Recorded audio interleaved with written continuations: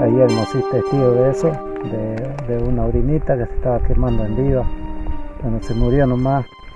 Y también se pudo rescatar un chanchito del monte, chiquitito igual. Eso lo tiene la alcaldía. Si Dios quiere podamos salvar y después nuevamente retornar a su hábitat estos animalitos. Es muy complicado poder apagar esto ya que suban los árboles y es bastante difícil poder trabajarlo, ¿no? Se necesita más apoyo, se necesita más equipo, más personal. También se han logrado identificar otras zonas más arriba hacia la costa donde se puede notar que es inaccesible, ¿no? por la topografía del terreno, ya hay lajas prácticamente difícil de subir.